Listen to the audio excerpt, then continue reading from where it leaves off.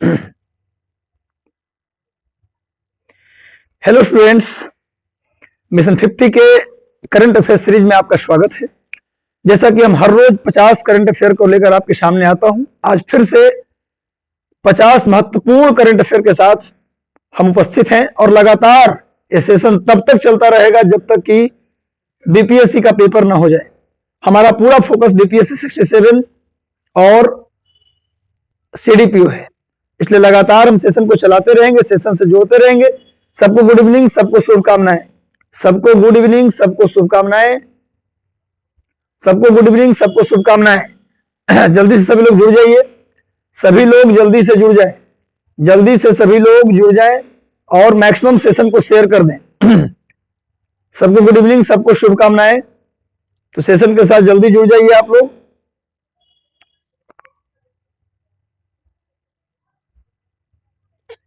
तो हम लोग डेली करंट अफेयर के साथ उपस्थित रहेंगे।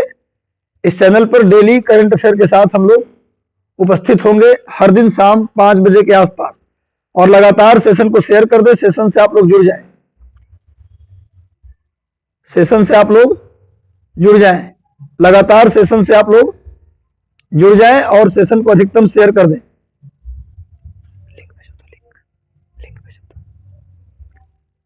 सेशन को अधिकतम शेयर कर दें और सेशन के साथ जुड़ जाएं। और इस तरह से जो भी हो, देखिए मैं हमेशा कहता रहा हूं कि करंट अफेयर के जो सेशन है, R B Raj ji good evening, crazy sibling good evening, good evening, सबको गुड इवनिंग, सबको शुभकामनाएं। मैं कह रहा हूं कि आपको मॉडर्न हिस्ट्री 1800 से लेकर 1947 तक नोट कर लो। ये जो लिखवा रहा हूं रामबाण है, 1800 से 1947 तक। हाँ, पीडीएफ आज मिल जाएगा, तो कल मैं भूल गया था, सॉरी आरबी राज जी, मैं कल भूल गया था कि भाई डालना है पीडीएफ। सबको आशीर्वाद, अमरनाथ जी शुभकामनाएं, आशीर्वाद आपको। सब लोग सेशन को शेयर कर दीजिए। और मैं कह रहा हूं कि मॉडर्न हिस्ट्री 1800 से 1947 तक का आप कवर कर लो, 25 क्वेश्चन आपका कंफर्म हो जाएगा। बायोलॉजी और केमिस्ट्री साइंस में कंफर्म कर लो, आपका 25 में से 30 में से 25 क्वेश्चन कंफर्म हो जाएगा। तो बायोलॉजी, केमिस्ट्री और मॉडर्न हिस्ट्री और करंट अफेयर आप ठीक कर लो, और थोड़ा बिहार स्पेशल पर फोकस कर लो। आपका प्रीलिम रुकने नहीं जा रहा। Bihar special, current affair, modern history पूरा नहीं, 1800 से 1947 तक बस। उसके बाद एक पार्ट है करंट अफेयर, इसको कर लें। करंट अफेयर के गाइडलाइन मैंने आपको दे चुका हूं। और आज सबसे खुशी की बात है कि आज 7:15 बजे श्वेता, जूही, प्रेम कुमार जी, अमरनाथ जी, सबको शुभकामनाएं, सबको आशीर्वाद। आज 7 बजे, 7:15 बजे, 7:15 में हमारे बिहार राज्य के सबसे युवा एसडीएम, सबसे युवा बिहार प्रशासनिक सेवा के अधिकारी नसीन निशांत जी लाइव आ रहे हैं, आप लोगों को गाइड करने के लिए, आप लोगों को बेहतर प्रेरणा देने के लिए। बिहार में 22 साल की उम्र में, महज 22 साल की उम्र में जब हम लोग फॉर्म भरना सीख रहे होते हैं, उस उम्र में वो प्रशासनिक सेवा जैसे पद पर, बिहार सरकार के सबसे सर्वोच्च सेवा होती है प्रशासनिक सेवा, एसडीएम, उस पद पर 22 साल की उम्र में नसीन निशांत जी सेलेक्ट हुए।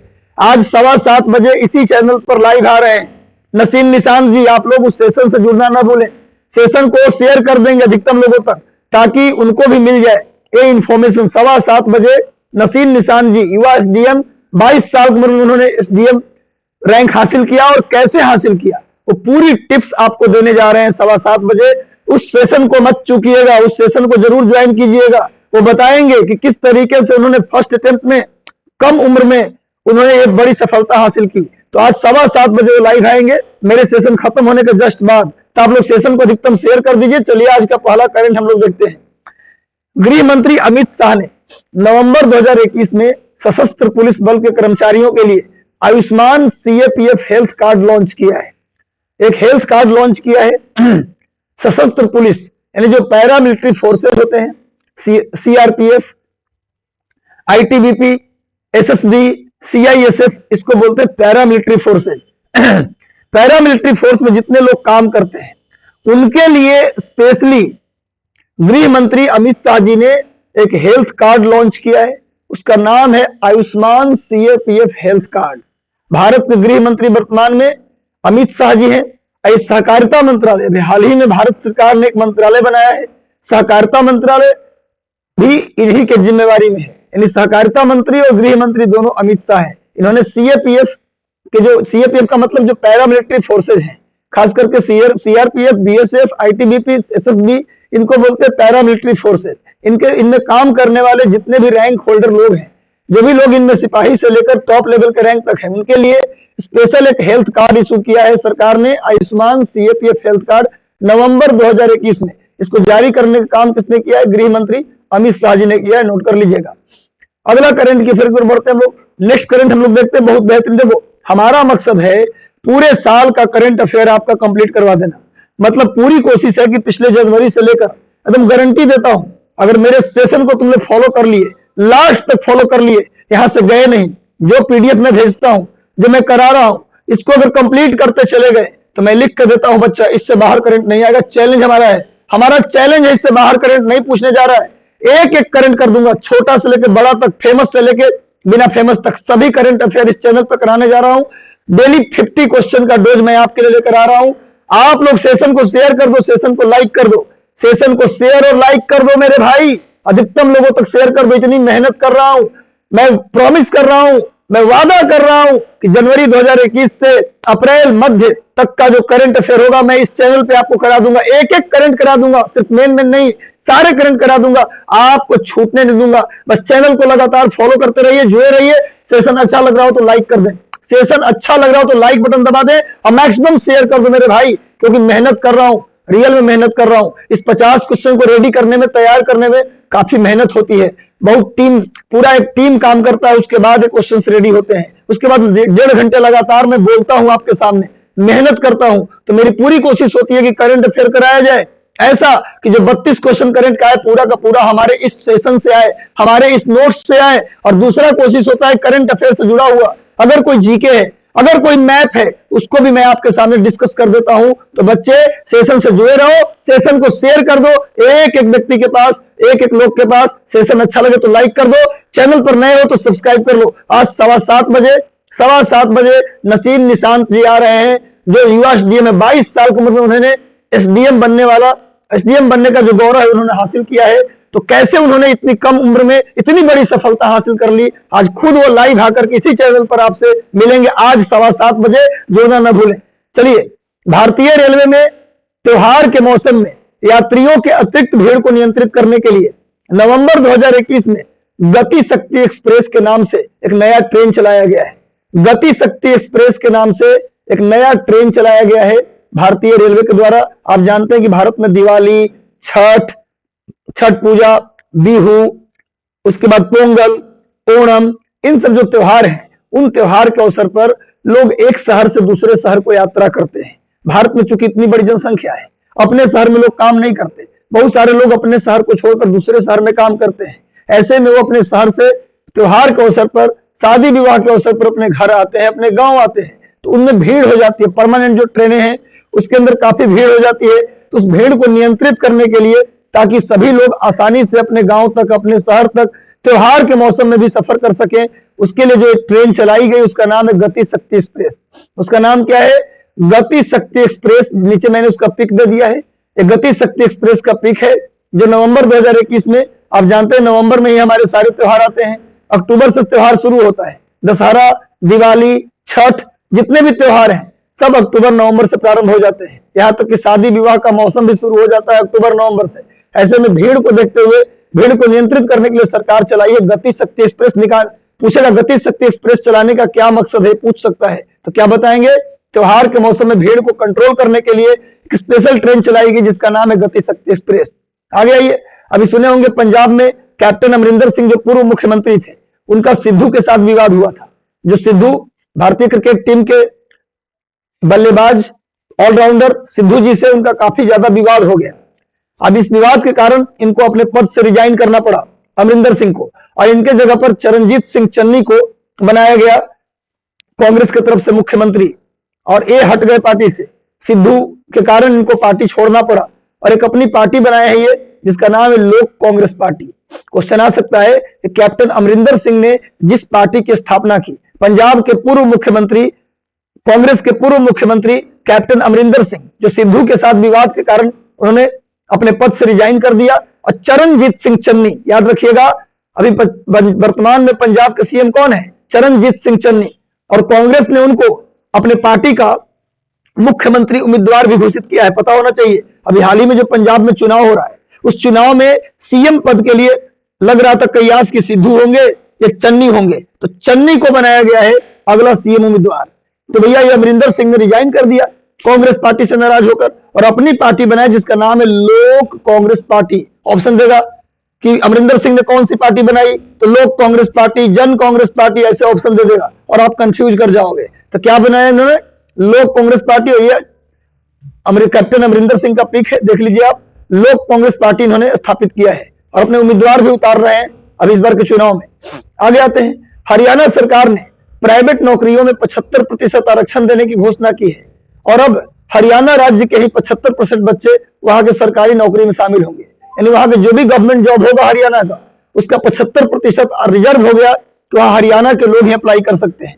यानी हरियाणा के लोगों का ही अपॉइंटमेंट होगा, और मात्र 25% लोग पूरे भारत से जहां से भी आना चाहते हैं हरियाणा में आ सकते हैं, कोई दिक्कत नहीं है। हरियाणा से पूरे इंडिया के लोग आ सकते हैं 25%, और 75% सीट रिजर्व होगा। बिहार में कोई रिजर्वेशन नहीं है।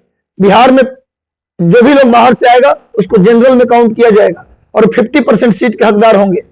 लेकिन हरियाणा सरकार, देखिए सारे स्टेट क्या कर रहे हैं? सारे स्टेट अपने राज्य के लोगों को आरक्षण दे रहे हैं, लेकिन बिहार सरकार अपने राज्य के लोगों को आरक्षण नहीं दे रही है। ये थोड़ा दुखद बात है। जब सभी स्टेट अपने राज्य के लोगों को की भलाई के लिए रिजर्वेशन दे रहे हैं, तो बिहार सरकार को भी देना चाहिए भाई, कि तुम 75% सीट हरियाणा को रिजर्व कर दिए, तो हम भी अपना 75% 80% सीट बिहार के लोगों को रिजर्व करेंगे।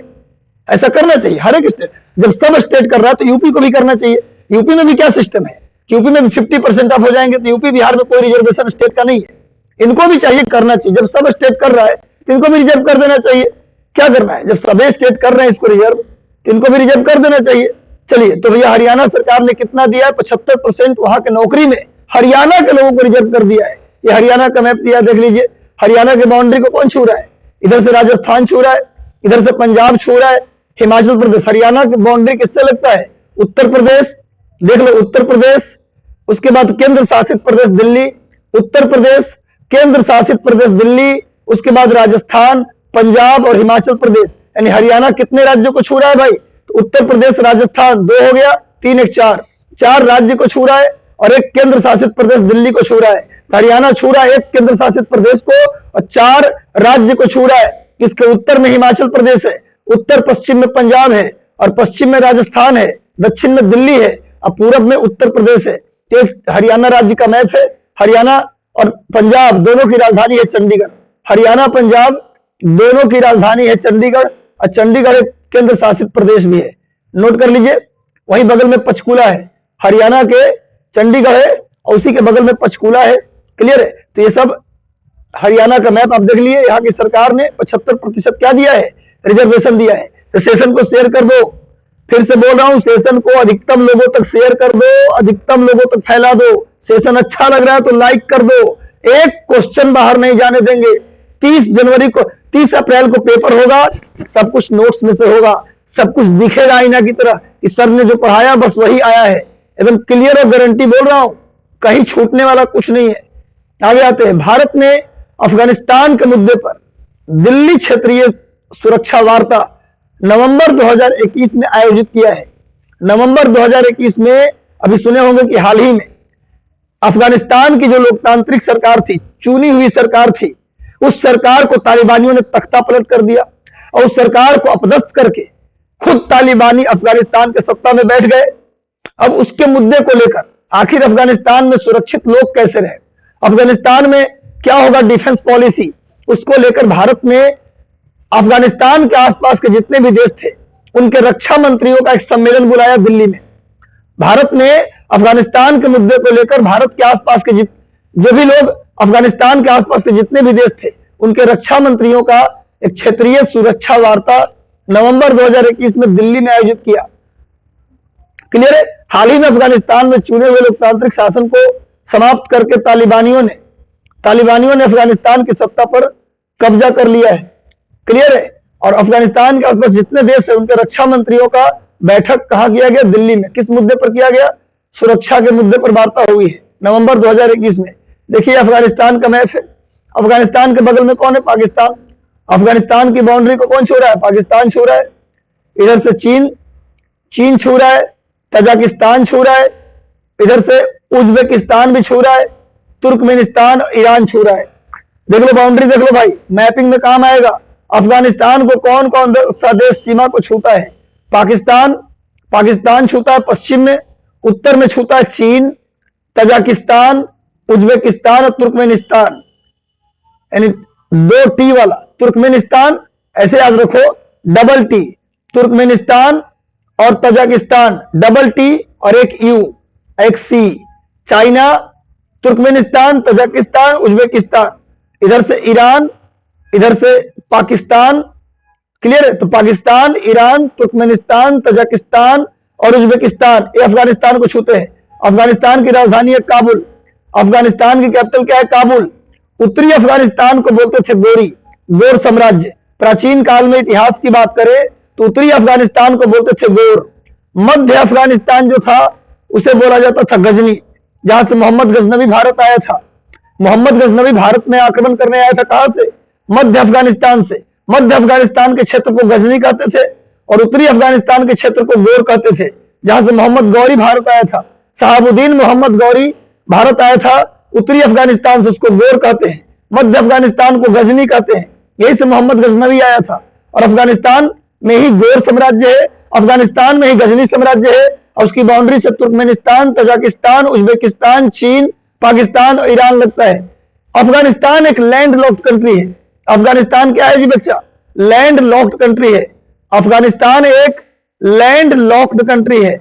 लैंड लॉक्ड का मतलब ऐसा देश जो चारों तरफ से जमीन से घिरा हो, ऐसा कंट्री जो चारों तरफ से लैंड से घिरा हो, उसे बोलते हैं हम लोग लैंड लॉक्ड कंट्री, यानी भू आबद्ध देश। यानी अफगानिस्तान समुद्र से इसकी बाउंड्री नहीं लगता।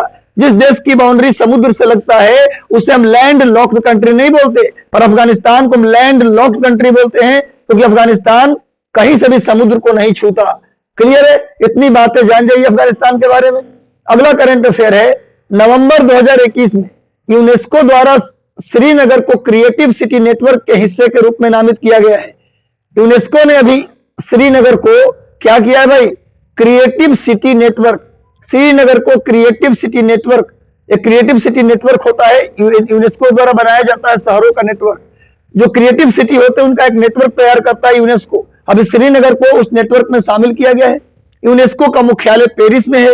हाल ही में यूनेस्को के द्वारा सिंधु घाटी सभ्यता के स्थल धौलावीरा और रामप्पा मंदिर को विश्व धरोहर सूची में भी शामिल किया गया है। और मैंने पिछले वीडियो में बताया था कि विश्व धरोहर जो है दुनिया में, भारत में विश्व धरोहर भारत में जो है उसकी संख्या 40 है।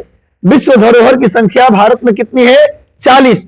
और हाल ही में धौलावीरा और रामप्पा मंदिर को क्या किया गया है? विश्व धरोहर सूची में शामिल कर लिया गया। इन दोनों को शामिल करते ही भारत में विश्व धरोहर की संख्या कितनी हो गई? 40। नोट कर लो मेरे भाई, 40 हो गई। और एक और करंट अफेयर है, यूनेस्को ने अभी फैसला लिया है कि भारत के जो विश्व धरोहर है उसका प्रकाशन हिंदी में करेगा। भारत के जितने भी विश्व धरोहर है, इंडिया की तरफ से जो भी चीज, जो भी प्लेस शामिल हुआ है वर्ल्ड हेरिटेज साइट में, उनका प्रकाशन अब हिंदी में होगा। अभी तक यूनेस्को अंग्रेजी में उसका प्रकाशन करवाता था, लेकिन भारत के जितने भी धरोहर सूची है उनका प्रकाशन अब अंग्रेजी हिंदी में होगा। ये हाल ही में करंट अफेयर नोट कर लो। टोटल कितने हेरिटेज प्लेस है? 40। अभी हाल में किसको शामिल किया गया? धौलावीरा और रामप्पा मंदिर को शामिल किया गया। और यूनेस्को के क्रिएटिव सिटी नेटवर्क में कौन शामिल हुआ है? श्रीनगर शामिल हुआ है। यूनेस्को का मुख्यालय कहां है? पेरिस। यूनेस्को का फुल फॉर्म है, नोट कर लेना वीडियो को धीमा करके बाद में, united nation educational, scientific and cultural organization. इतनी बातें बता रहा हूं, कहीं से भी क्वेश्चन नहीं छूटेगा, गारंटी कह रहा हूं। क्वेश्चन आएगा अभी किस संस्था ने हिंदी में अपना रिपोर्ट छापने की बात की थी, यूनेस्को ने शामिल छापने की बात की है। ये यूनेस्को श्रीनगर का डल झील है। आपको कल बताया था मैंने कि कल याद होगा आप लोग को, बताइए। कल मैंने कहा था कि श्रीनगर से लेकर शारजाह के बीच में एक फ्लाइट शुरू हुआ है, जो पहला फ्लाइट है श्रीनगर से शारजाह के बीच, उसका नाम क्या है? कल मैंने बताया था आप लोगों को, श्रीनगर से लेकर शारजाह के बीच। बताओ, तुम लोग पढ़ाई कर रहे हो ना, जल्दी बताओ कि किसको, कौन सा एयरवेज है जिसने दुबई के दुबई नहीं, शारजाह और श्रीनगर के बीच, शारजाह और श्रीनगर के बीच अपना उड़ान शुरू किया है और ये पहला उड़ान है श्रीनगर से शारजाह के बीच, ये पहला उड़ान है। जल्दी से उत्तर दो, नहीं तो समझेंगे कि पढ़ाई नहीं कर रहे हो। नहीं, गो एयर नहीं है भाई, गो एयर नहीं है, कोई और नाम है, जल्दी बताओ।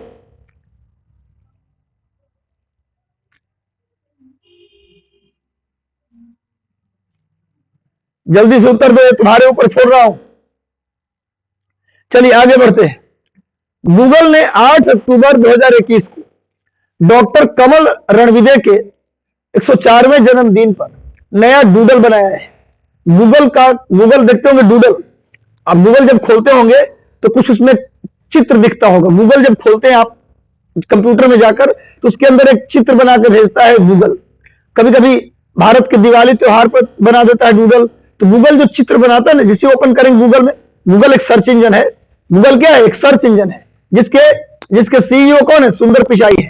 तो गूगल जो सर्च इंजन है ना, जैसे खोलेंगे आप कंप्यूटर में, सामने कुछ चित्र आता है बिलिंग करता, वही डूडल होता है। तो गूगल ने अभी डूडल बनाया है डॉक्टर कमल रणविदे, जो सेल बायोलॉजी के जनक हैं, जो सेल बायोलॉजिस्ट हैं, सेल बायोलॉजी से इनका संबंध है। इन पर एक डूडल बनाया, किसने? गूगल ने बनाया है। इनका पिक मैंने दे दिया है, डॉक्टर कमल रणविदे। क्वेश्चन आएगा कि हाल ही में अक्टूबर महीने में गूगल ने किस पर डूडल बनाया है भाई? तो कमल रणविदे, जो सेल बायोलॉजी से जुड़ी हुई है, सेल बायोलॉजी से जुड़ा हुआ इनका विषय है सेल बायोलॉजी।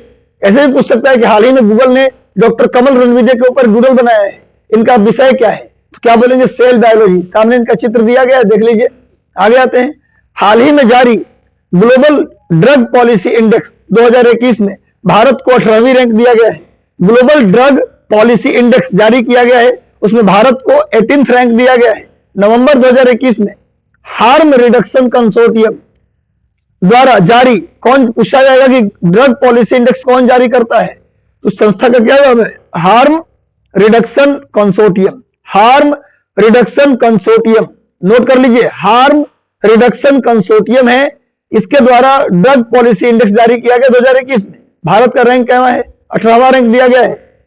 आगे देख लीजिए इसका। अच्छा, एक चीज और जान जाइए, ड्रग पॉलिसी इंडेक्स का एक पहला संस्करण है, पहला संस्करण है। ड्रग पॉलिसी इंडेक्स जो है ना, पहली बार जारी हुआ है, इससे पहले जारी नहीं होता था, पहला बार जारी किया। इंपॉर्टेंट बात है, ड्रग पॉलिसी इंडेक्स इस साल पहली बार जारी हुआ है। कौन जारी किया है?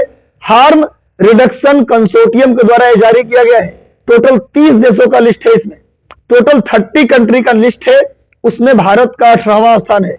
30 में से भारत का 18वां स्थान है ड्रग पॉलिसी इंडेक्स में। पहले नंबर पर नॉर्वे है, दूसरे नंबर पर न्यूजीलैंड है, तीसरे नंबर पर पुर्तगाल है, चौथे नंबर पर यूके यूनाइटेड किंगडम है और 5वें नंबर पर ऑस्ट्रेलिया है।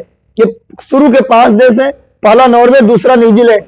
न दोनों में है, तो न से नॉर्वे न से न्यूजीलैंड, याद रहेगा, पहला नॉर्वे दूसरा न्यूजीलैंड। और 18वें नंबर पर भारत का स्थान दिया गया है और ये पहली बार रैंक जारी हुआ है। अगला करंट अफेयर पे आते हैं। 6 नवंबर 2021 को नागरिक उड्डयन मंत्री ज्योतिरादित्य सिंधिया ने, याद रखो भारत के नागरिक उड्डयन मंत्री कौन है? ज्योतिरादित्य सिंधिया भारत के नागरिक उड्डयन मंत्री हैं। ज्योतिरादित्य सिंधिया ने जम्मू कश्मीर के श्रीनगर एयरपोर्ट को मेजर एयरपोर्ट घोषित किया है। भारत के सभी कुछ एयरपोर्ट को सरकार की तरफ से मेजर एयरपोर्ट घोषित किया जाता है, बड़ा एयरपोर्ट। उसमें श्रीनगर को हाल ही में मेजर एयरपोर्ट की घोषणा 6 नवंबर 2021 को ज्योतिरादित्य सिंधिया, जो वर्तमान में केंद्रीय यानी कैबिनेट मंत्री हैं नागरिक उड्डयन में, सिविल एविएशन, इसको अंग्रेजी में बोलते हैं सिविल एविएशन मिनिस्ट्री। क्वेश्चन आ जाएगा, सिविल एविएशन के कैबिनेट मंत्री कौन है? तो ज्योतिरादित्य सिंधिया। पहले कांग्रेस पार्टी के नेता हुआ करते थे, लेकिन कांग्रेस पार्टी से नाराज होकर बीजेपी में सांसद बने, बीजेपी में राज्यसभा के सांसद बने और अभी वर्तमान में बीजेपी से ही मंत्री हैं ये। क्लियर है? आगे आते हैं नेक्स्ट। हाल ही में भारतीय वैज्ञानिकों ने फोटोकेमिकल विधि का आविष्कार किया है। फोटोकेमिकल विधि यानी मेथड का आविष्कार किया है। इस विधि का प्रयोग करके, इस मेथड का प्रयोग करके CO2 को मीथेन में बदलने के लिए किया जाएगा। यानी फोटोकेमिकल विधि का आविष्कार भारतीय वैज्ञानिकों ने किया है और इस विधि का इस्तेमाल करके क्या किया जाएगा? CO2 को मीथेन में बदला जाएगा। कितना बढ़िया प्रोजेक्ट है। CO2, जितना भी CO2, एक्स्ट्रा CO2 जितना भी हम लोग कोयला जलाते हैं, कुछ भी जलाते हैं, तो क्या जाता है? चिमनी के माध्यम से। कहा वायुमंडल में क्या जाता है? CO2। और वायुमंडल में CO2 की मात्रा बढ़ने का मतलब क्या होता है? CO2 की मात्रा बैलेंस है तो कोई दिक्कत नहीं। अगर बढ़ गया CO2 की मात्रा, इसका मतलब क्या होता है? क्या होता है इसका मतलब? कि भैया ग्रीन हाउस गैसेज का मात्रा बढ़ जाना, एक ग्लोबल वार्मिंग का काम करता। अगर उस CO2 का, एक्स्ट्रा CO2 को मीथेन में बदल दे तो कहीं ना कहीं मीथेन क्या करता है? मीथेन गैस हमारा खाना बनाने में यूज हो जाएगा, हमारा लाइटिंग करने में यूज हो जाएगा। गोबर गैस में क्या निकलता है? मीथेन निकलता है। तो फोटोकेमिकल विधि का प्रयोग किया है भारतीय वैज्ञानिकों ने, किस लिए? कार्बन डाइऑक्साइड को मीथेन में बदलने के लिए। मिशन नहीं होगा, यहाँ मीथेन होगा आंसर, मीथेन में बदलने के लिए। आगे आइए, अगले करंट की ओर बढ़ते हैं। हाल ही में यूवी कैन फाउंडेशन के द्वारा स्वस्थ महिला स्वस्थ गोवा कार्यक्रम की शुरुआत की गई है। यूवी कैन फाउंडेशन एक बनाया गया है। उस फाउंडेशन के द्वारा गोवा राज्य में स्वस्थ महिला स्वस्थ गोवा कार्यक्रम की शुरुआत की गई है। और आपको मैंने कल बताया था, रैबिज मुक्त होने वाला पहला राज्य Goa. ODF, open defecation free, खुले में शौच मुक्त होने वाला पहला राज्य गोवा।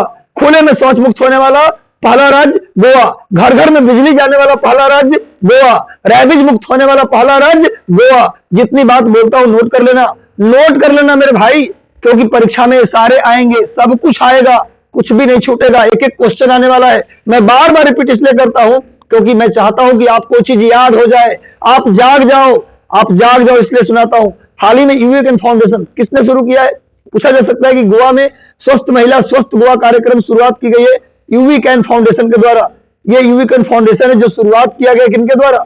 युवराज सिंह के द्वारा। Mission 1000 beds hospital capacity expansion solution. इसका टैगलाइन क्या है? इसका टैगलाइन है mission 1000 beds hospital capacity expansion solution. मैंने 1000 बेड लगाना है पूरे देश में। इसी के द्वारा स्वस्थ महिला स्वस्थ गोवा कार्यक्रम शुरू किया गया है।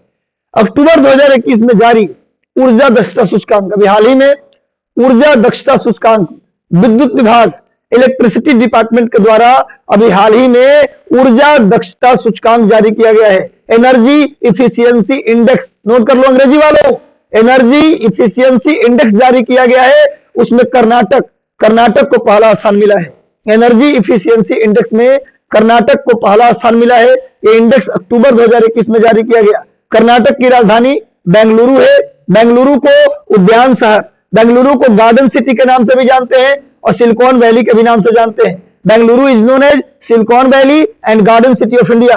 बेंगलुरु को भारत का गार्डन सिटी और सिलिकॉन वैली के नाम से भी जाना जाता है। नोट कर लेना बेंगलुरु। आपको मैं बता दूं कि कर्नाटक में बेंगलोर एक बड़ा पोर्ट है। कर्नाटक में ही हट्टी और कोलार की खदान है। हट्टी और कोलार माइंस है जहां से गोल्ड निकाला जाता है। कर्नाटक में कहां से गोल्ड निकलता है? हट्टी की खदान से सोना निकलता है और कोलार की खदान से सोना निकलता है। अभी हाल ही में जमुई, बिहार के जमुई में भी सोना का पता चला है, गोल्ड का पता चला है बिहार के जमुई में। बीपीएससी जिनको देना है वहां क्वेश्चन आ सकता है कि हाल ही में बिहार के किस जिले में बड़े पैमाने पर गोल्ड का भंडार का पता चला है? तो क्या होगा आंसर? जमुई। और कर्नाटक में कहा है?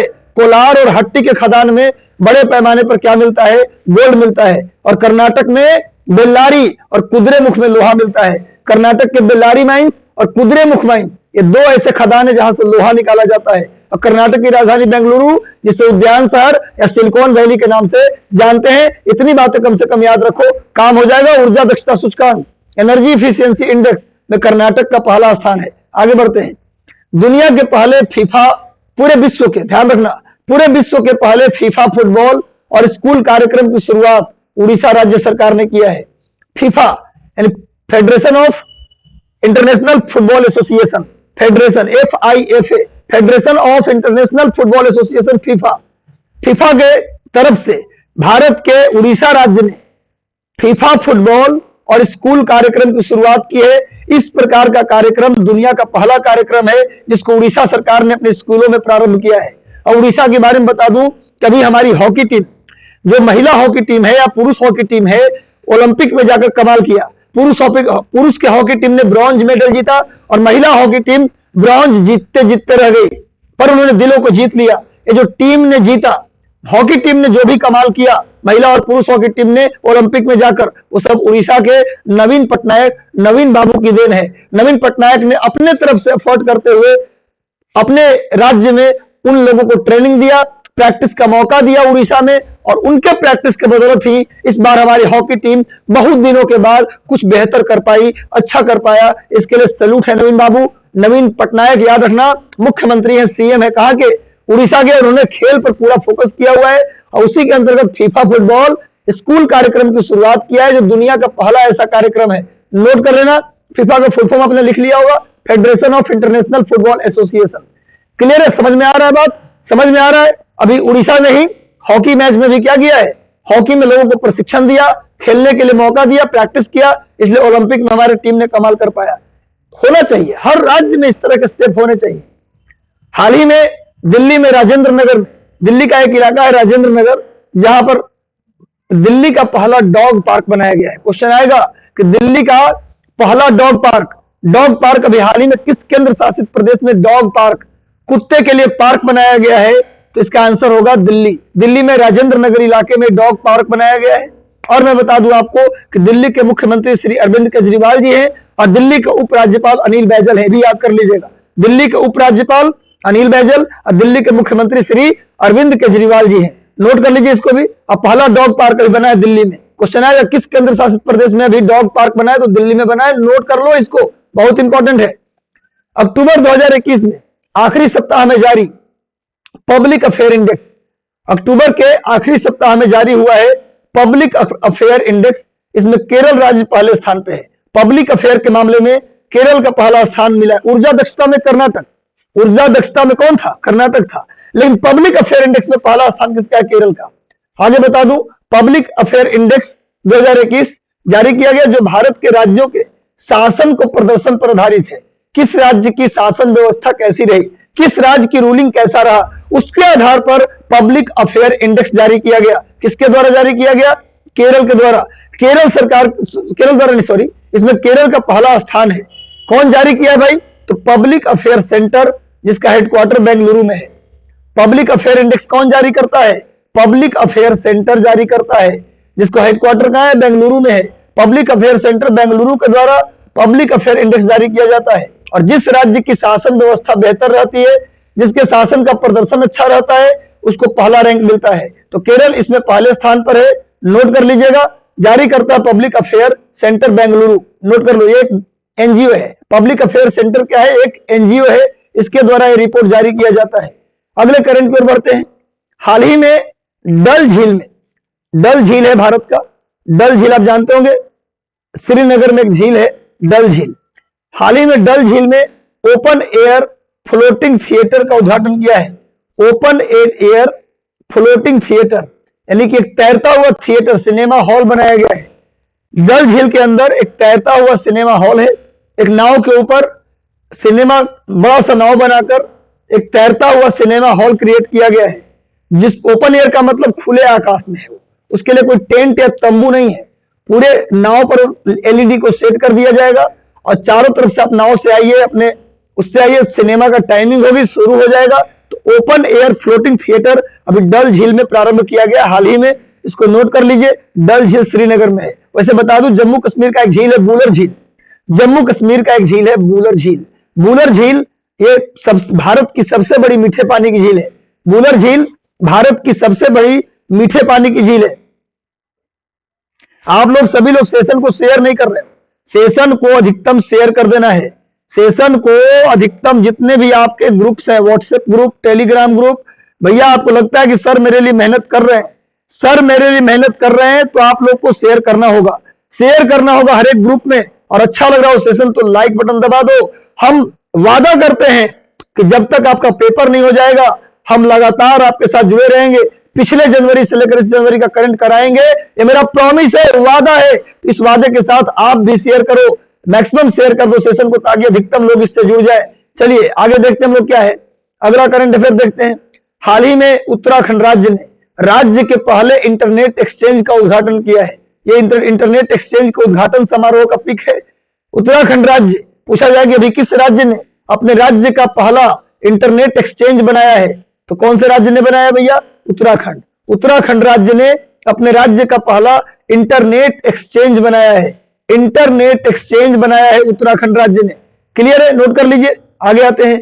राजस्थान राज्य ने घोषणा की है कि किसी को बेरोजगारी भत्ता चाहिए तो उसे 90 दिन के इंटर्नशिप करना अनिवार्य होगा। राजस्थान राज्य जो है उसने घोषणा की है कि आपको यदि बेरोजगारी भत्ता चाहिए हम देंगे, आप बेरोजगार हैं मैं आपको भत्ता दूंगा, लेकिन अपने अपने फील्ड में आपको 90 दिन का इंटर्नशिप का सर्टिफिकेट दिखाना होगा। यदि आप एजुकेशन में पीजी हैं तो एजुकेशन में आपने क्या किया है उसका 90 दिन का सर्टिफिकेट आपको दिखाना पड़ेगा। यदि आप इंजीनियर हैं तो 90 दिन का इंटर्नशिप का दिखाना पड़ेगा आपको। तो जो आप काम कर रहे हैं उसमें आपने क्या क्या योगदान दिया है उसी को बोलते हैं इंटर्नशिप। कहा राजस्थान राज्य ने कि आपको बेरोजगारी भत्ता चाहिए राज्य में तो हम देंगे, लेकिन 90 दिन के इंटर्नशिप का प्रोग्राम आपको दिखाना पड़ेगा, तभी आपको बेरोजगारी भत्ता मिलेगा। अच्छी बात है, हम सर्टिफिकेट दिखाएंगे हमको मिलेगा, इसमें बुरी बात नहीं है, तो अच्छी बात है। मैं तो कहता हूं हर एक राज्य सरकार इस तरह के प्रोग्राम चलाए कि जब आप बेरोजगार हैं तो आपको सरकार भत्ता देगी, पैसा देगी, क्यों बेरोजगार है, लेकिन आप कुछ इस तरह का हमको दिखाइए। अच्छी बात है। क्वेश्चन आएगा कि भाई किस राज्य सरकार ने 90 दिन इंटर्नशिप के बाद बेरोजगारी भत्ता देने की घोषणा की है? राजस्थान राज्य ने। राजस्थान की राजधानी जयपुर है। राजस्थान की राजधानी जयपुर है जिसे गुलाबी नगर के नाम से भी जानते हैं, पिंक सिटी के नाम से जानते हैं। जयपुर में हवा महल है, जयपुर में जंतर मंतर है और जयपुर में आमेर का किला है। नोट कर लीजिएगा, जयपुर को गुलाबी नगर कहते हैं, जयपुर में जंतर मंतर है और जयपुर में हवा महल है और जयपुर में आमेर का किला है, ये भी नोट कर लीजिएगा। सवाई राजा जयसिंह ने जयपुर नगर की स्थापना की थी और जयपुर का पुराना नाम है ढूंढार।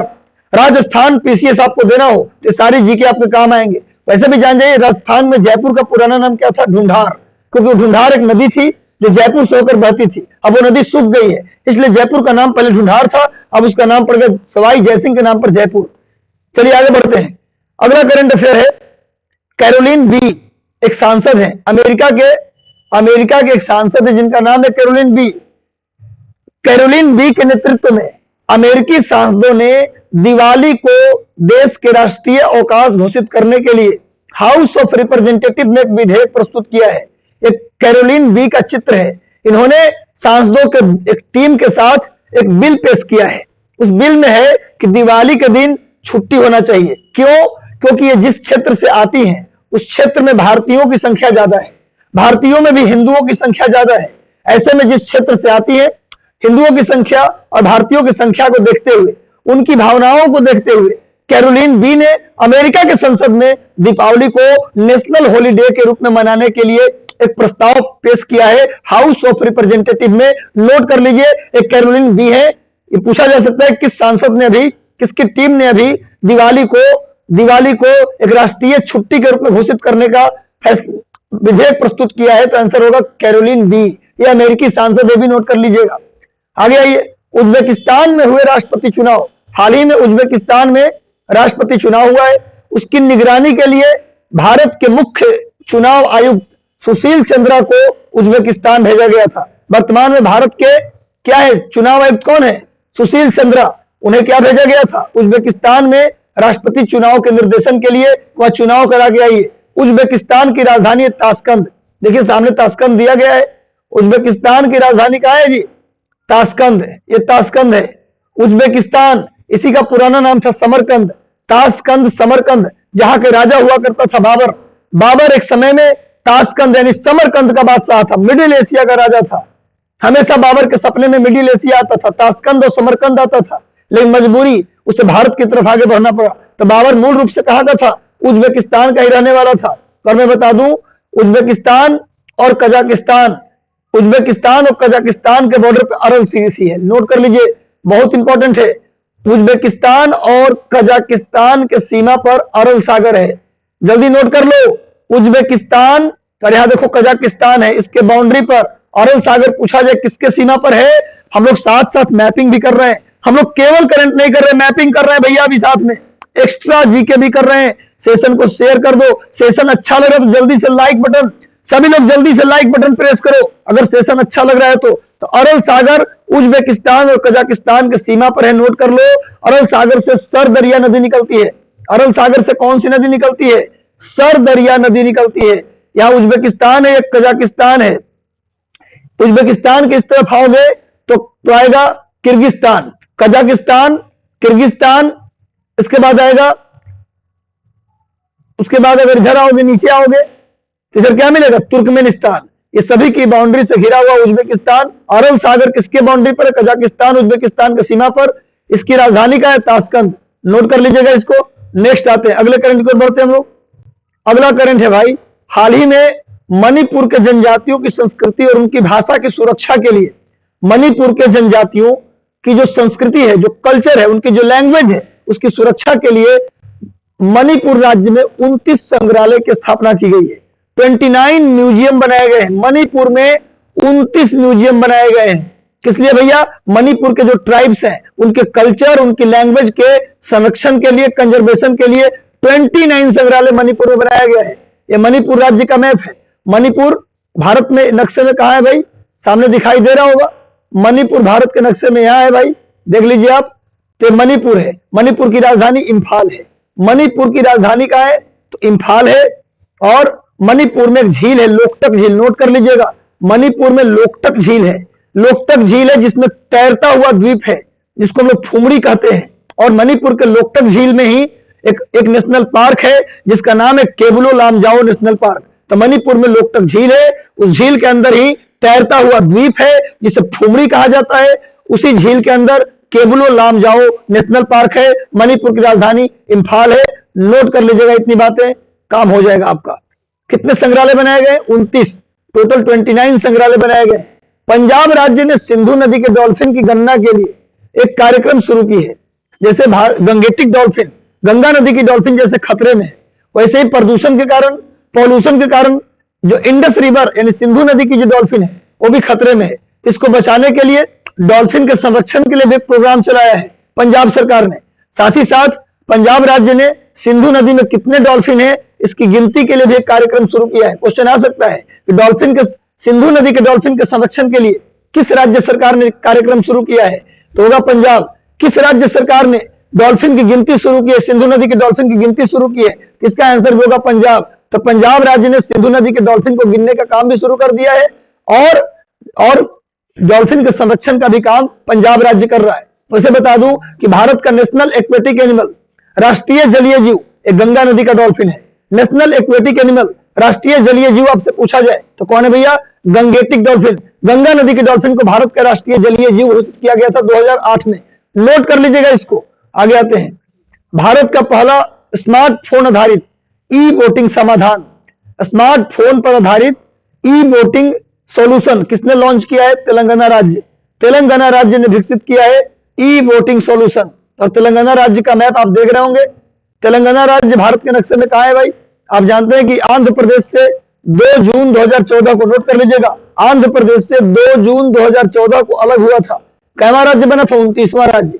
हालांकि अब वर्तमान में 28 राज्य हैं, क्योंकि जम्मू कश्मीर का राज्य का दर्जा तो खत्म हो गया, लेकिन जब ये बना था तो 29वां राज्य बना था। 2 जून 2014, नोट कर लो, 2 जून 2014 को आंध्र प्रदेश से तेलंगाना अलग हुआ था। तेलंगाना की राजधानी बनाया गया हैदराबाद। ये पहले आंध्र प्रदेश की राजधानी थी, लेकिन अब तेलंगाना की राजधानी हैदराबाद है। हैदराबाद मूसी नदी के किनारे है। हैदराबाद मूसी नदी के किनारे है। और हैदराबाद और सिकंदराबाद को जुड़वा नगर कहा जाता है।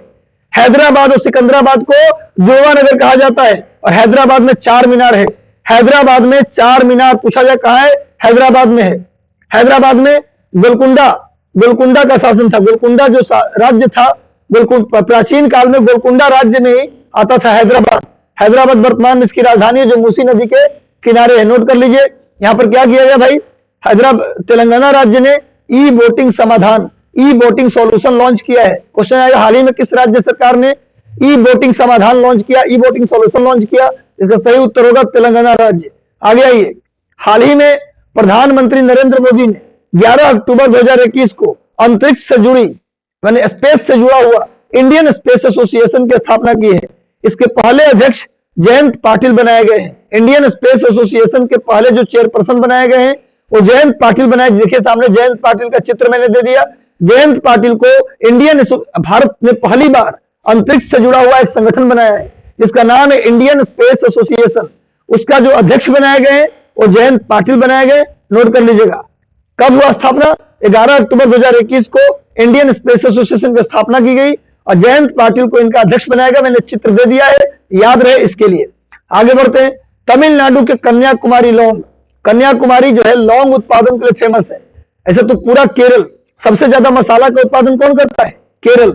केरल में मसालों का बगीचा, केरल को हम लोग बोलते हैं मसालों का बगीचा, क्लियर है ना। वहीं पर लौंग इलायची सब होता है केरल में। केरल को बोलते हैं मसालों का बगीचा, लौंग को बोलते हैं मसालों का राजा, और इलायची को बोलते हैं मसालों की रानी। इलायची को बोलते हैं मसालों की रानी और लौंग को बोलते हैं मसालों का राजा। तभी तो राजा रानी, तभी तो होता है कि लौंग इलायची।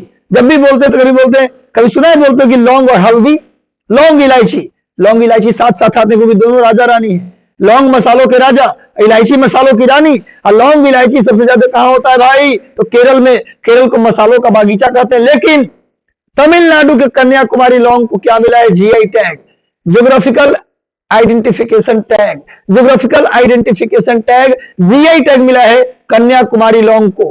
कन्याकुमारी लौंग को जीआई टैग दिया गया है। कौन देता है जीआई टैग? जीआई टैग देता है डब्ल्यूटीओ। जिसको मिलता है जीआई टैग उसे मिलता है 10 साल के लिए टैग। 10 साल के बाद इसे रिन्यू कराना पड़ता है। जैसे बिहार में शाही लीची को मिला हुआ है, मधुबनी पेंटिंग को मिला है, कतरनी चावल को मिला है, मगही पान को मिला है, क्लियर है। इसके अलावा सुजनी कढ़ाई को मिला हुआ है, इसके अलावा मखाना को मिला हुआ है। ये सब क्या है भैया? भारत बिहार। सिलाओं के खाजा को मिला हुआ है। ये सबको जीआई टैग मिला हुआ है। जीआई टैग मिलता है कितने सालों के लिए? नोट कर लो, 10 साल के लिए। और इसको फिर बाद में रिन्यू कराना पड़ता है जीआई टैग को। कन्याकुमारी लौंग को मिला है जीआई टैग तमिलनाडु का, नोट कर लेना। सामने लौंग का पिक भी दे दिया है। यूनेस्को ने छत्तीसगढ़ राज्य में state of the education report no teacher no class launch किया है। नो टीचर नो क्लास, इस पर एक रिपोर्ट जारी किया यूनेस्को ने। किस राज्य के ऊपर? छत्तीसगढ़ राज्य में जारी किया है स्टेट ऑफ एजुकेशन रिपोर्ट। आखिर राज्य में, राज्य के किस जिले में किस तरीके का एजुकेशन चल रहा है? Online education. लॉकडाउन के दौरान राज्य में किस तरह से एजुकेशन का प्रगति हुआ, किस तरह से ऑनलाइन क्लासेज हुई, जिसका नाम दिया no teacher no class. No teacher no class, इस रिपोर्ट को जारी किया यूनेस्को ने। उसमें कहा गया है कि छत्तीसगढ़ राज्य में कुछ जिले हैं जहां तो ठीक है एजुकेशन, ऑनलाइन एजुकेशन, बाकी मैक्सिमम जिलों में ये एजुकेशन पहुंच नहीं पा रहा है। यूनेस्को का भी रिपोर्ट आया है। क्वेश्चन आएगा कि no class, no teacher no class report किसने जारी किया? यूनेस्को ने। किस राज्य के ऊपर जारी हुआ? तो Chhattisgarh. No teacher no class report किसने जारी किया? यूनेस्को। और किस राज्य के ऊपर जारी हुआ? छत्तीसगढ़। ये छत्तीसगढ़ का मैप है। छत्तीसगढ़ की राजधानी रायपुर है। छत्तीसगढ़ की राजधानी कहां है भाई? रायपुर। छत्तीसगढ़ का कैपिटल कहां है? ये रायपुर है, रायपुर है। और छत्तीसगढ़ में एक जगह है बस्तर। छत्तीसगढ़ में देखिए यहां पर बस्तर है। बस्तर में टीन मिलता है। भारत में एकमात्र बस्तर एक जगह है जहां टीन मिलता है और कहीं टीन नहीं मिलता। छत्तीसगढ़ का टीन के मामले में मोनोपोली है। 99.99% टीन अकेले छत्तीसगढ़ में मिलता है। और छत्तीसगढ़ में भी कहां मिलता है? तो बस्तर में मिलता है, नोट कर लेना। छत्तीसगढ़ में ही बैला डीला एक खदान है, बैला डीला, और दूसरा खदान है धल्ली रझर्रा। धल्ली रझर्रा और बैला डीला, ये दोनों जगह से लोहा निकाला जाता है। क्या निकाला जाता है? लोहा। और छत्तीसगढ़ में ही भिलाई है, जहां जहां रूस की मदद से लोहा इस्पात उद्योग लगाया गया था। जहां रूस की मदद से द्वितीय पंचवर्षीय योजना में भिलाई में लोहा इस्पात उद्योग लगाया गया था, नोट कर लो। और बैला डीला और धल्ली रझर्रा में आयरन मिलता है, ये भी नोट कर लीजिए। आगे आते हैं हम लोग अगले करंट की ओर। केंद्रीय पर्यावरण, वन और जलवायु परिवर्तन राज्य मंत्री अश्विनी कुमार चौबे। केंद्रीय पर्यावरण मंत्री मैंने बताया भूपेंद्र यादव है, लेकिन कैबिनेट मंत्री भूपेंद्र यादव कैबिनेट मंत्री हैं, लेकिन राज्य मंत्री उसमें कौन है? अश्विनी कुमार चौबे। ये बिहार के रहने वाले हैं, बिहार के बक्सर से सांसद हैं। बिहार में बक्सर से सांसद अश्विनी चौबे, इनको बनाया गया है केंद्रीय पर्यावरण वन जलवायु परिवर्तन राज्य मंत्री। कैबिनेट मंत्री कौन है? भूपेंद्र यादव, नोट कर लेना। इन्होंने अभी क्या किया है? जिम कॉर्बेट नेशनल पार्क का नाम बदल के रामगंगा नेशनल पार्क कर दिया। रामगंगा, क्वेश्चन आ सकता है किस नेशनल पार्क का नाम बदल के रामगंगा नेशनल पार्क कर दिया गया? Jim Corbett national park, note कर लो। किस नेशनल पार्क का नाम बदलकर जिम कॉर्बेट कर दिया गया? जिम कॉर्बेट का नाम बदलकर रामगंगा। और बता दें कि भारत का पहला टाइगर रिजर्व, भारत का पहला टाइगर रिजर्व, भारत का पहला टाइगर रिजर्व भी कौन था? Jim Corbett. भारत का पहला नेशनल पार्क भी कौन था? Jim Corbett. Clear? Ramganga national park. सुन लो मेरे भाई, एक बात सुन लो तुम लोग जल्दी से। आज 7:15 बजे, आज 7:15 बजे नसीम निशांत जी, जिन्होंने 22 साल की उम्र में एसडीएम बनने का गौरव हासिल किया है, एसडीएम बन के दिखाया है। 22 साल की उम्र, सबसे कम उम्र के युवा एसडीएम 7:15 बजे इसी चैनल पर लाइव आ रहे हैं। इसी चैनल पे लाइव आ रहे हैं 7:15 बजे, जुड़ना ना भूलें। 7:15 बजे नसीम निशांत जी अपने टिप्स को लेकर कैसे बीपीएससी में उन्होंने टॉप किया, पहले अटेम्प्ट में ही 22 साल के महज उम्र में उन्होंने एसडीएम बनने में सफलता पाई।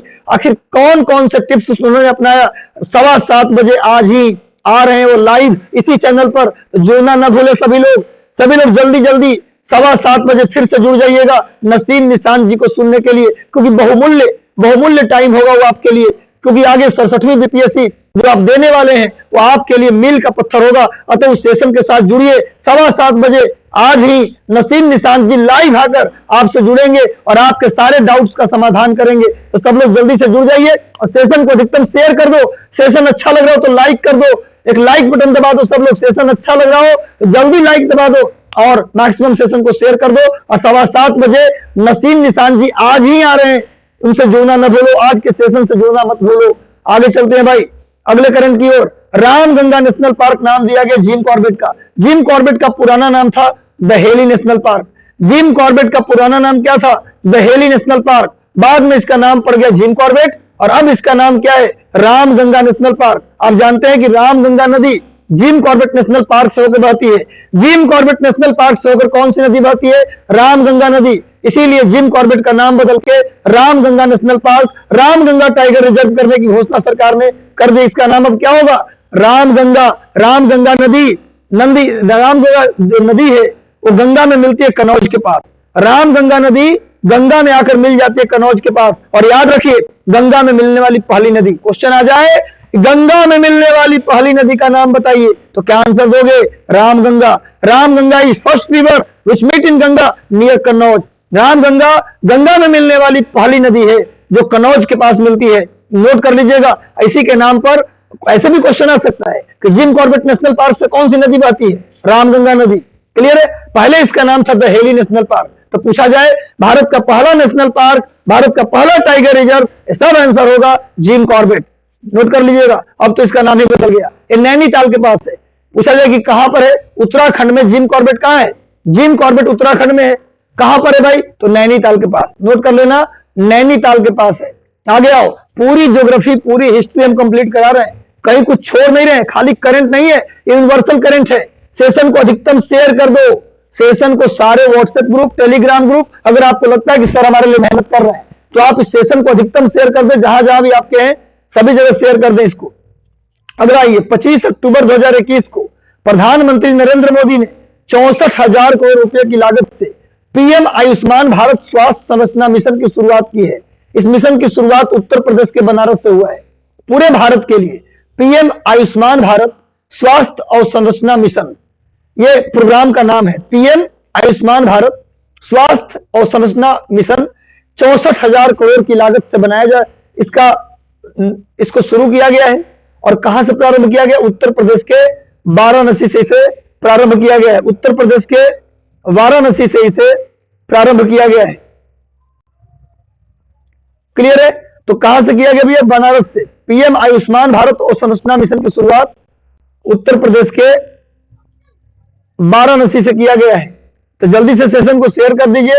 और आपको मैं हमेशा बताया हूं कि मॉडर्न हिस्ट्री 1800 से लेकर 1947 तक आपका कंप्लीट होना चाहिए। 1800 से लेकर 1947 तक की मॉडर्न हिस्ट्री आपकी कंप्लीट होना चाहिए टोटल, तब होगा काम, नहीं तो दिक्कत हो जाएगा। और साइंस में बायोलॉजी और केमिस्ट्री को फोकस कीजिए। साइंस में बायो और केमिस्ट्री को आप लोग फोकस कीजिए, तब जाके काम होगा। साइंस में बायो और केमिस्ट्री को आप लोग फोकस कर लीजिए साइंस में, तब आपका काम हो जाएगा। क्लियर है? और उसके अलावा करंट अफेयर और बिहार स्पेशल को बिल्कुल ना छोड़ें। बिहार स्पेशल आपको बिल्कुल नहीं छोड़ना है। बिहार स्पेशल करंट को आपको लगातार करते रहना है ताकि कहीं कोई दिक्कत ना रहे, कुछ छूटे नहीं। क्लियर है? तो चलिए हम लोग आगे आते हैं, नेक्स्ट आते हैं, अगले करंट की ओर बढ़ते हैं। 25 अक्टूबर 2021 को प्रधानमंत्री नरेंद्र मोदी ने उत्तर प्रदेश में नवनिर्मित 9 मेडिकल कॉलेज का उद्घाटन किया। क्वेश्चन आ जाएगा कि किस प्रधानमंत्री नरेंद्र मोदी ने 9 मेडिकल कॉलेज, 9 अलग अलग मेडिकल कॉलेज का लोकार्पण किस राज्य में किया है? तो उत्तर प्रदेश में किया है। नोट कर लीजिए, उत्तर प्रदेश में 9 नए मेडिकल कॉलेज। चुनावी मौसम है ना, चुनाव का मौसम है, तो मेडिकल कॉलेज, इंजीनियरिंग कॉलेज खुलेंगे, है ना। चलो कम से कम चुनाव एहसान है चुनाव का, हमारे आम जनता के ऊपर चुनाव का एहसान है। कम से कम चुनाव के बहाने तो ये नेता कुछ कर जाते हैं, वरना इन्हें चुनाव ना आए तो ये नेता कुछ न करें। हमारे देश में अगर निकम्मों की फौज का लिस्ट जारी होना तो सबसे ऊपर ये लीडर्स होंगे, सबसे ऊपर ये नेता होंगे। ये चुनाव है कि लोग सक्रिय होने लगते हैं, ये कीड़े मकोड़े लोग हैं। आगे बढ़ते भैया। भारत के निर्वाचन आयोग ने अक्टूबर 2021 में सभी मतदान केंद्रों की डिजिटल मैपिंग के लिए गरूर नाम से एप्लीकेशन लॉन्च किया है। निर्वाचन आयोग, भारत के जो निर्वाचन आयोग है, भारत का जो निर्वाचन आयोग है, उसने एक गरूर एप्लीकेशन लॉन्च किया है। गरूर एप्लीकेशन लॉन्च किया है डिजिटल मैपिंग के लिए। डिजिटल मैपिंग के लिए, डिजिटल मैपिंग का मतलब निर्वाचन आयोग जो मतदान केंद्र होता है ना, मतदान केंद्र कौन सा मतदान केंद्र कहां है, उसकी डिजिटल मैपिंग कराने के लिए एक गरूर एप्लीकेशन लॉन्च किया। इस एप्लीकेशन के माध्यम से जहां चुनाव हो रहा है उसको मैप के माध्यम से उसकी स्थिति को तुरंत हम लोग जान सकते हैं। ये निर्वाचन आयोग ने अक्टूबर 2021 में ही ये जारी किया है गरूर एप्लीकेशन। क्वेश्चन आएगा गरूर एप्लीकेशन किसने लॉन्च किया, तो निर्वाचन आयोग ने लॉन्च किया, इलेक्शन कमीशन ने लॉन्च किया। किसके लिए किया है, तो डिजिटल मैपिंग के लिए किया है। इसको नोट कर लीजिए। आगे बढ़ते हैं। भारत के चुनाव आयोग की जो चर्चा है अनुच्छेद 324 में, आर्टिकल 324 में। भारत के पहले चुनाव आयुक्त सुकुमार सेन थे। भारत के पहले निर्वाचन आयुक्त इलेक्शन कमिश्नर कौन थे, तो सुकुमार सेन थे, नोट कर लीजिएगा। नवंबर 2021 को भारत के पहले ओपन एयर रूफटॉप ड्राइव इन मूवी थिएटर का उद्घाटन महाराष्ट्र में किया गया है। देखो क्या है इसका मतलब, भारत का पहला ओपन एयर मतलब होता है, समझ ले बात, कोई भी थिएटर में अगर लगा है ओपन एयर मतलब वो सिनेमा हॉल टाइप का होगा, लेकिन ओपन एयर मतलब उसके ऊपर में कोई छत नहीं होगा, आकाश ऊपर में होगा, खुले मैदान में। अभी बिहार में भी शुरू किया गया है। क्वेश्चन आ सकता है कि बिहार के गांधी मैदान में ओपन एयर थिएटर की शुरुआत की गई है। बिहार के गांधी मैदान में हर सैटरडे संडे को पूरे बिहार के कल्चर, बिहार की जो ज्योग्राफी है, बिहार का जो कल्चर है, उसके बारे में हर सैटरडे संडे को एक मूवी दिखाया जाता है। उसको नाम दिया गया ओपन एयर थिएटर। ये गांधी मैदान में भी शुरू किया गया, इसको नोट कर लेना। ये भी पूछ सकता है बिहार स्पेशल करंट में, पूछा जाए कि बिहार के कहां पर ओपन एयर थिएटर का उद्घाटन किया गया है, तो आंसर देंगे पटना के गांधी मैदान में। नोट कर लो, ना हो तो जाके देखना, हर सैटरडे संडे को एक मूवी दिखाई जाती है और बिहार के कल्चर और बिहार के जो हिस्ट्री है उसके बारे में चर्चा की जाती है। तो ओपन एयर रूफटॉप ड्राइव, देखो ड्राइव का मतलब आप गाड़ी से जाते हुए, गाड़ी में बैठे हुए आप क्या कर सकते हैं, आप मूवी देख सकते हैं। ये मुंबई में उसका उद्घाटन किया गया है। पहले ओपन एयर रूफटॉप ड्राइव इन मूवी थिएटर का उद्घाटन महाराष्ट्र के मुंबई में। देखो सामने चित्र दे दिया हूं, आपको दिख रहा होगा। गाड़ी में बैठे बैठे सड़क पर ही आप क्या कर लीजिए, मूवी देख सकते हैं। आप कोई दिक्कत नहीं है, अगर आपको जाना है तो साइड से आप निकल भी सकते हैं, लेकिन अगर आपको रुक के देखना है मूवी तो आप मूवी भी देख सकते हैं। यही ओपन एयर ड्राइव इन मूवी थिएटर इसका नाम दिया गया है। ये भारत का पहला इस प्रकार का थिएटर बनाया गया है। आगे आते हैं। नवंबर 2021 में पूर्वोत्तर यानी कि नॉर्थ ईस्ट का मतलब 8 राज्य, भारत के 8 राज्य, नॉर्थ ईस्ट में भारत के कितने राज्य हैं, 8 राज्य, अरुणाचल प्रदेश, नागालैंड, मणिपुर, मिजोरम, असम, त्रिपुरा, मेघालय और सिक्किम, इनको बोला जाता है पूर्वोत्तर। भारत के पूर्वोत्तर के आदिवासियों के लिए एक नए बायोटेक्नोलॉजी सेंटर, जैव प्रौद्योगिकी केंद्र यानी बायोटेक्नोलॉजी सेंटर का उद्घाटन अरुणाचल प्रदेश में किया गया है।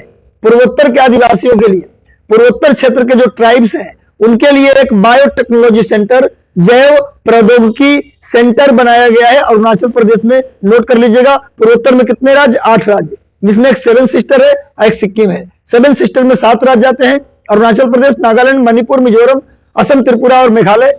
सिक्किम 7 सिस्टर में नहीं आता, लेकिन अगर पूर्वोत्तर राज्य की बात करेंगे तो उसमें सिक्किम शामिल हो जाता है। तो अरुणाचल प्रदेश में बायोटेक्नोलॉजी सेंटर बनाया गया है पूर्वोत्तर के आदिवासियों के लिए। आगे आते हैं। बॉलीवुड फिल्म के निर्देशक इम्तियाज अली, देखिए सामने इनका चित्र दिया गया है, बड़े स्टाइलिश व्यक्ति हैं। इम्तियाज अली जो फिल्म निर्देशक हैं, फिल्म डायरेक्टर हैं, इनको रूसी फिल्म महोत्सव, रूस में जो फिल्म महोत्सव होने वाला है उसका एम्बेसडर इनको नियुक्त किया गया है। रूसी फिल्म महोत्सव के लिए, रूस के फिल्म महोत्सव के लिए एम्बेसडर, राजदूत नियुक्त किया गया है इम्तियाज अली को। सामने देखिए इम्तियाज अली का चित्र दिखाया गया है। पूछा जाएगा हाल ही में इम्तियाज अली को किस फिल्म महोत्सव के डायरेक्टर बनाया, एम्बेसडर बनाया गया है, तो आंसर होगा रूसी फिल्म महोत्सव। आगे आते हैं, हाल ही में भारतीय रेलवे के द्वारा, बहुत इंपॉर्टेंट करंट, इसको नोट कर लो और सेशन के साथ लगातार जुड़ जाओ, सेशन के साथ लगातार जुड़ जाओ, सेशन को अधिकतम शेयर कर दो, सेशन को अधिकतम शेयर कर दो मेरे भाई, सेशन को शेयर कर दो अधिकतम ग्रुप में। अगर लगता है कि मेहनत हो रही है तो सेशन को शुरू कर दो, जल्दी से सेशन को शेयर कर दीजिए। और सेशन अच्छा लग रहा हो तो लाइक बटन दबा दो, जल्दी से एक लाइक बटन दबा दो, सेशन को शेयर कर दो। चलिए भाई, भारतीय रेलवे ने कहा है कि 2030 तक हम कार्बन उत्सर्जन को जीरो कर लेंगे। कार्बन का जो उत्सर्जन, आप जानते हैं कि डीजल इंजन, जो भी डीजल इंजन चलता है रेलवे में, डीजल इंजन भी होता है, इलेक्ट्रिक इंजन भी होता है। तो डीजल इंजन से चलेगा रेलवे तो कार्बन निकलेगा, उससे CO2 निकलेगा जब जलेगा डीजल। तो इसने कहा है कि हम 2030 तक अपना नेट जीरो, यानी कार्बन जो उत्सर्जित हो रहा है, CO2 जो उत्सर्जित हो रहा है, उसको हम जीरो पे ला देंगे 2030 तक। क्वेश्चन आएगा, भारतीय रेलवे ने कार्बन उत्सर्जन को नेट जीरो पे लाने का लक्ष्य कब तक का रखा है? 2030 तक। नोट कर लीजिए, भारतीय रेल का चित्र मैंने दे दिया है। आगे ये बहुत इंपॉर्टेंट, बहुत बेहतरीन करंट, आगे का करंट जो मैं बताने जा रहा हूं अभी, ये बहुत ही इंपॉर्टेंट है, ध्यान से देखिएगा। नीति आयोग और यूनाइटेड किंगडम की सरकार, भारत का जो नीति आयोग है आप जानते होंगे, national institutions of transforming India, institute नहीं, ध्यान रखो, इंस्टीट्यूट नहीं, 64वीं बीपीएससी में आया था, फुल फॉर्म आया था नीति का, national institutions of transforming India. इसकी स्थापना 1 जनवरी 2015 को योजना आयोग की जगह पर की गई थी। तो नीति आयोग और यूनाइटेड किंगडम की सरकार के सहयोग से इलेक्ट्रॉनिक वाहन की जागरूकता को बढ़ाने के लिए, इलेक्ट्रॉनिक वाहन, हर लोग अब इलेक्ट्रॉनिक वाहन का इस्तेमाल करें, इसके प्रति एक जागरूकता, अवेयरनेस को बढ़ाने के लिए एक वेब पोर्टल लॉन्च किया है, ई अमृत। नीति आयोग और यूके की सरकार ने मिलकर ई अमृत नाम से एक वेब पोर्टल लॉन्च किया है, ताकि दुनिया में, भारत में इलेक्ट्रॉनिक व्हीकल्स को लोग क्या करें, प्रेफर करें। कब घोषणा किया गया? तो ग्लासगो में, अक्टूबर महीने में, ब्रिटेन के, यूनाइटेड किंगडम के ग्लासगो में COP26 का आयोजन किया गया था। ये भी जीके हो गया आपके लिए, इसको भी नोट कर लो। इस बार 2021 अक्टूबर में जो पर्यावरण जलवायु परिवर्तन पर जो सम्मेलन होता है उसको बोलते हैं कॉप। कॉप में इस बार 26वां conference on parties, conference of parties, COP का फुल फॉर्म होता है। इस जलवायु परिवर्तन पर जो सम्मेलन होता है उसका नाम दिया जाता है कॉप। इस बार 26वां मीटिंग हुआ है। तो COP26 कहां हुआ है भाई? यूनाइटेड किंगडम के ग्लासगो में। यहीं पर भारत और भारत के नीति आयोग और यूनाइटेड किंगडम की सरकार ने मिलकर ई अमृत वेब पोर्टल लॉन्च किया है, ताकि इलेक्ट्रॉनिक वाहन को बढ़ाया जा सके। और भारत सरकार की भी इलेक्ट्रॉनिक वाहन को प्रोत्साहित करने के लिए भारत सरकार की भी एक योजना है, नोट कर लो, फेम, FAME, FAME। क्वेश्चन आएगा, फेम योजना, फेम योजना का संबंध किससे है? तो क्या बोलोगे? इलेक्ट्रॉनिक वाहनों से है। फेम योजना फेज 1 हो गया कंप्लीट, अब फेज 2 चल रहा है। Fame, FAME, fame phase 1 complete हो चुका, अब फेम फेज 2 चल रहा है। इसका एकमात्र उद्देश्य, फेम नोट कर लो, फेम योजना किसके लिए? इलेक्ट्रॉनिक वाहन को प्रमोशन करने के लिए। और ई अमृत वेब पोर्टल भी किसके लिए? तो इलेक्ट्रॉनिक वाहन को प्रमोशन करने के लिए। किसने बनाया है? नीति आयोग और यूनाइटेड किंगडम की सरकार ने मिलकर। और इस अभी कहां बनाया है? COP26 की मीटिंग ग्लासगो में बनाया है। आगे आते हैं, हाल ही में हरियाणा सरकार ने अक्टूबर 2021 में मुफ्त शिक्षा योजना की घोषणा की है, ताकि राज्य में शिक्षा के स्तर को बढ़ाया जा सके, राज्य में एजुकेशन का लेवल बढ़ाया जा सके, राज्य में शिक्षा का स्तर बढ़ाया जा सके। इसके लिए मुफ्त शिक्षा योजना की शुरुआत की है हरियाणा सरकार ने। नोट कर लीजिए, हरियाणा के मुख्यमंत्री मनोहर लाल खट्टर है, ये भी नोट कर लीजिए, और यहाँ की राजधानी चंडीगढ़ है। आगे आते हैं, अभी बताया कि हरियाणा ने अपने राज्य के युवाओं के लिए 75% सरकारी नौकरी में सीट भी रिजर्व कर दिया है। इसको भी आप लोग नोट कर लीजिएगा। राष्ट्रीय जनजातीय नृत्य महोत्सव 28 अक्टूबर से 30 अक्टूबर 2021 तक छत्तीसगढ़ के रायपुर में आयोजित किया गया। राष्ट्रीय जनजातीय नृत्य महोत्सव, national tribal dance festival, national tribal dance festival कहां हेल्ड किया गया है? छत्तीसगढ़ के रायपुर में। किसके बीच? 28 अक्टूबर से 30 अक्टूबर के बीच छत्तीसगढ़ के रायपुर में राष्ट्रीय जनजातीय नृत्य महोत्सव की शुरुआत की गई है। क्लियर है? और रायपुर जो है छत्तीसगढ़ की राजधानी है, नोट कर लीजिएगा। आगे आते हैं, केंद्रीय सतर्कता आयोग के द्वारा 26 अक्टूबर से 1 नवंबर तक सतर्कता जागरूकता सप्ताह मनाया गया। क्वेश्चन आ सकता है कि सतर्कता जागरूकता सप्ताह किसके किसके बीच मनाया गया है? वो देगा ऑप्शन आपको, 1 नवंबर से 7 नवंबर के बीच, 10 अक्टूबर से 17 अक्टूबर के बीच, ऐसे ऑप्शन दे देगा। 26 अक्टूबर से 1 नवंबर के बीच क्या मनाया गया है? सतर्कता जागरूकता सप्ताह। 26 अक्टूबर से 1 नवंबर के बीच कौन मनाया है? केंद्रीय सतर्कता आयोग, central vigilance commission. Central vigilance commission, आप सुने होंगे विजिलेंस का छापा पड़ गया। ये विजिलेंस कमीशन क्या है? सेंट्रल विजिलेंस कमीशन 26 अक्टूबर से 1 नवंबर के बीच सतर्कता जागरूकता सप्ताह मनाया है। और मैं बता दूं, केंद्रीय सतर्कता आयोग की स्थापना, नोट कर लो, बहुत इंपॉर्टेंट बात कर रहा हूं। केंद्रीय सतर्कता आयोग, सेंट्रल विजिलेंस कमीशन, इसकी स्थापना संथानम कमेटी की सिफारिश पर 1964 में की गई थी। इसकी स्थापना संथानम समिति, नोट कर लो, केंद्रीय सतर्कता आयोग, केंद्रीय सतर्कता आयोग की स्थापना संथानम समिति की सिफारिश पर की गई थी। इसके टोटल 4 मेंबर होते हैं। चार नहीं, सॉरी, इसमें टोटल मेंबर की संख्या नहीं, इसके कार्यकाल 4 साल होते हैं। मेंबर की संख्या 10 के आसपास होती है, लेकिन इसमें इसका जो कार्यकाल है वो 4 वर्ष का होता है। नोट कर लो, सेंट्रल विजिलेंस कमीशन का कार्यकाल 4 वर्ष का होता है। और इसकी स्थापना संथानम समिति की सिफारिश पर किया गया था। और 26 अक्टूबर से 1 नवंबर के बीच क्या मनाया गया है? सतर्कता जागरूकता सप्ताह। नोट कर लो, बार बार इसलिए बोलता हूं ताकि आप लोगों को याद हो जाए, यहीं पर घर पे काम कम करना पड़े। भारत के पहले, जो भी देखो पहला होता है ना, वो याद कर लेना चाहिए। भारत के पहले radio over internet protocol system का उद्घाटन कोलकाता के श्यामा प्रसाद मुखर्जी पोर्ट पर किया गया है। आप जानते हैं हाल ही में कलकत्ता पोर्ट, कलकत्ता का जो पोर्ट है उसका नाम बदल के श्यामा प्रसाद मुखर्जी पोर्ट कर दिया गया था। कलकत्ता बंदरगाह का नाम बदलकर श्यामा प्रसाद मुखर्जी बंदरगाह कर दिया गया था। वहां भारत का पहला क्या लगाया गया है?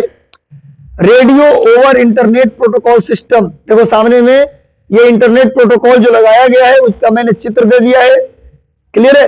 एक इंटरनेट सिस्टम लगाया गया है रेडियो, जिसका नाम है radio over internet protocol system. Question आ सकता है कि भारत का पहला radio over internet protocol system कहां लगाया गया? तो कोलकाता, यानी कि श्यामा प्रसाद मुखर्जी पोर्ट पे लगाया गया, क्लियर है? हाल ही में इसका नाम बदल के श्यामा प्रसाद मुखर्जी पोर्ट का किया गया है। बहुत इंपॉर्टेंट, इस साल का मुझे लगता है सबसे इंपॉर्टेंट करंट है। हाल ही में अभिनेता रजनीकांत ने भारत का पहला voice based social media application बनाया है। वॉइस बेस्ड यानी कि इसमें कोई मतलब कि आवाज बेस्ड, आप अपना साउंड रिकॉर्ड करके इस एप्लीकेशन में डाल सकते हैं, जिससे आपको मीडिया, सोशल मीडिया के विषय में सारी जानकारी आपको मिल सकता है। तो वॉइस का मतलब होता है आवाज, आवाज आधारित voice based social media application, जिसका नाम है हुट्टे। उस एप्लीकेशन का नाम क्या दिया गया है? हुट्टे। किसने लॉन्च किया है? अभिनेता रजनीकांत। ये ज्यादा जरूरी है, अभिनेता रजनीकांत का मैंने चित्र दे दिया है।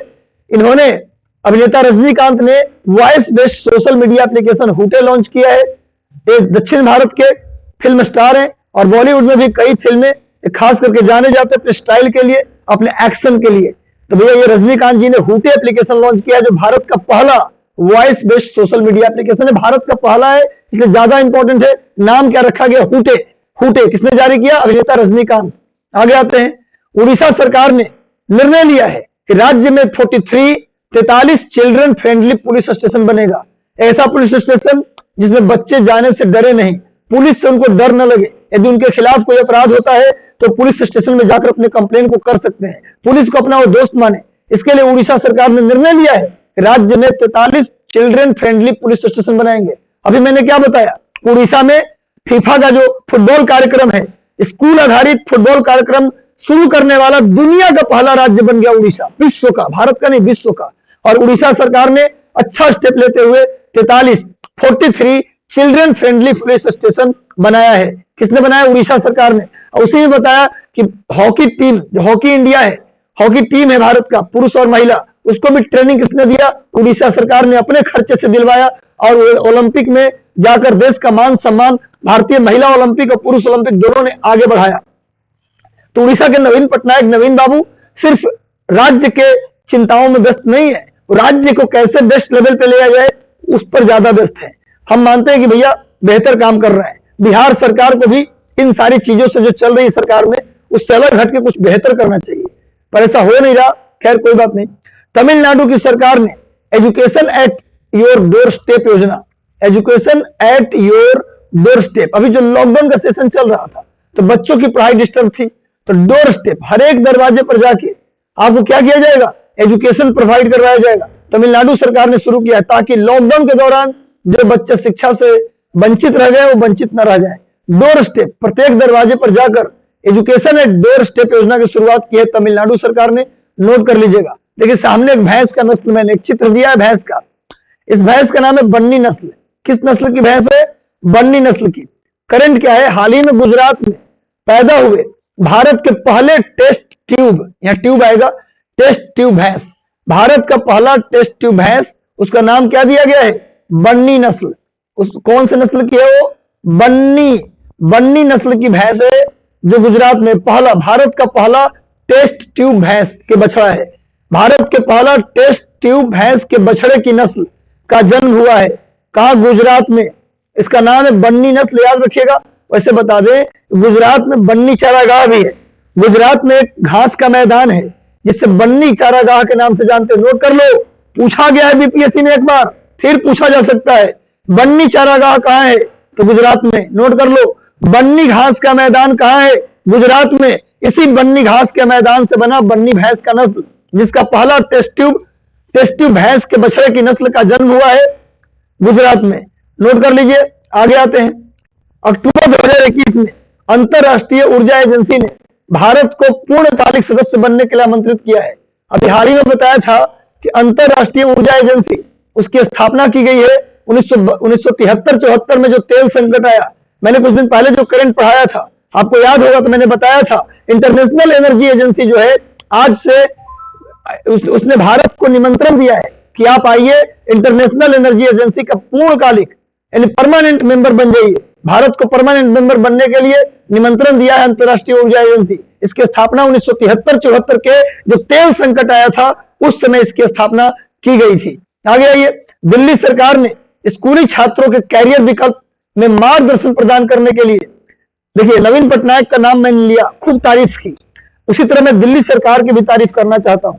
आज दिल्ली में प्राइवेट स्कूल में अपने बच्चे को लोग एडमिशन नहीं कराते, कोशिश करते कि सरकारी स्कूल में एडमिशन मिल जाए। आज सरकारी स्कूल में इतना ज्यादा व्यवस्था कर दिया गया है कि दिल्ली के लोग अपने बच्चों को सरकारी स्कूल में एडमिशन करवा रहे हैं। वहां पर अब दिल्ली के स्कूलों में बच्चे आगे कौन से कैरियर को चुनेंगे, उनको क्या बनना चाहिए आगे चल के, उसके लिए कैरियर में उनको गाइड करने के लिए देश के मेंटर कार्यक्रम शुरू किया है। मैं समझता हूं कि पूरे देश के युवाओं के लिए शुरू होना चाहिए। आज बिहार के सरकारी स्कूल में लोग मैट्रिक पास करना, यही उनकी चिंता है, मैट्रिक किसी तरह पास हो जाए, बस यही चिंता है। बेटा मैट्रिक पास करके क्या कर लोगे, क्या कर लोगे मैट्रिक पास होकर, बीए पास होकर क्या हो जाएगा, कुछ नहीं होगा। डिग्री मिल जाएगा, क्या हो जाएगा, कुछ नहीं होगा। अगर ईमानदारी से पढ़ के डिग्री लिए हो तो आगे कुछ कर भी पाओगे, वरना कुछ नहीं करने वाले। पता नहीं कितने डिग्रीधारी बैठे हैं सड़क पे मारे मारे फिर रहे हैं भैया, डिग्री लेने से नहीं होगा। सरकार को चाहिए कि कड़ाई से बेहतर एजुकेशन दे और अच्छे से एग्जाम ले, साथ में बच्चों को कैरियर गाइड के लिए एक स्पेशल विंग बनाए। हर स्कूल में एक विंग हो जो बच्चों को बताए कि बेटा तुम्हें इंजीनियर बनना चाहिए, बेटा तुम्हें डॉक्टर बनना चाहिए, बेटा तुम्हें एक्टर बनना चाहिए, बेटा तुम्हें डांसर बनना चाहिए। इसके लिए एक मार्गदर्शन टीम होनी चाहिए। दिल्ली सरकार को सैल्यूट करता हूं, उसने देश के मेंटर कार्यक्रम शुरू किया है दिल्ली के मुख्यमंत्री ने, और उसका ब्रांड एम्बेसडर बनाया सोनू सूद को। दिल्ली देश के मेंटर कार्यक्रम जो बच्चों, स्कूली बच्चों को मार्गदर्शन देगा कि करियर में आपको क्या करना है, उसके लिए प्रोग्राम का नाम है देश का मेंटर, और उसके ब्रांड एम्बेसडर बने हैं कौन, सोनू सूद, जो भी काफी चर्चा में थे, कोरोना काल में काफी चर्चा में थे। सुन लो मेरे भाई, एक बात सुन लो, आज रात 7:15 बजे एक बेस्ट अनाउंसमेंट सुन लो। आज रात 7:15 बजे नसीम निशांत, जो सबसे कम उम्र के एसडीएम हैं, 22 साल की उम्र में, मात्र 22 साल के एज में पहले अटेम्प्ट में एसडीएम बनने का गौरव उन्होंने हासिल किया है।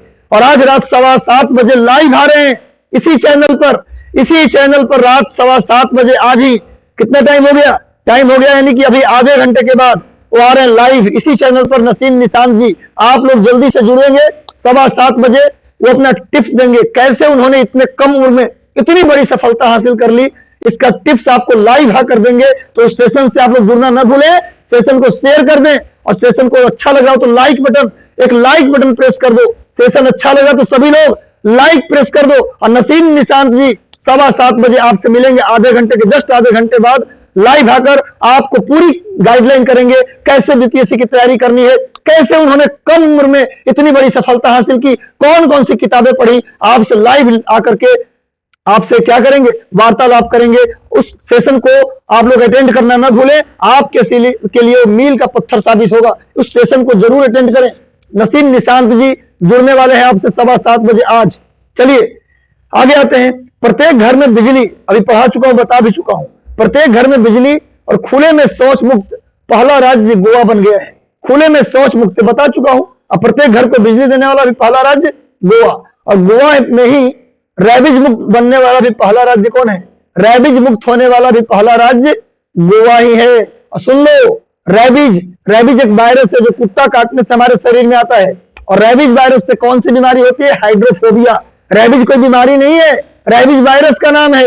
उससे जो बीमारी होती है उसका नाम है हाइड्रोफोबिया। नोट कर लेना, रैबिज मुक्त होने वाला पहला राज्य गोवा, खुले में शौच मुक्त होने वाला पहला राज्य गोवा, हर एक घर बिजली देने वाला पहला राज्य गोवा। यूवी कैन जो संस्था है उसके द्वारा स्वस्थ महिला स्वस्थ गोवा प्रोग्राम की शुरुआत कहां किया गया? गोवा। गोवा की राजधानी कहां है? पणजी। और पणजी किस नदी के किनारे है? मांडवी नदी के किनारे। नोट कर लो मेरे भाई। और गोवा में कौन सा बीच, कौन सा बंदरगाह है? गोवा में जो बंदरगाह है उसका नाम है मर्म गोवा। गोवा के बंदरगाह का नाम लिख लो। गोवा में एक बड़ा बंदरगाह है जिसका नाम है मर्म गोवा। आगे चलो। अक्टूबर 2021 में सार्वजनिक क्षेत्र की कंपनी गेल द्वारा घोषणा किया गया कि भारत में सबसे बड़ा हरित हाइड्रोजन प्रोजेक्ट यानी ग्रीन हाइड्रोजन प्रोजेक्ट की शुरुआत करेगा। भारत में सबसे बड़े ग्रीन हाइड्रोजन प्रोजेक्ट की शुरुआत कौन करेगा भैया? गेल इंडिया के द्वारा किया जाएगा।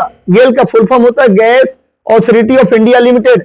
गेल एक पब्लिक सर्विस सेक्टर अंडरटेकिंग है। गेल एक पीएसयू है और वो अभी बड़े हाइड्रोजन संयंत्र, हरित हाइड्रोजन संयंत्र लगाने वाला है भारत में।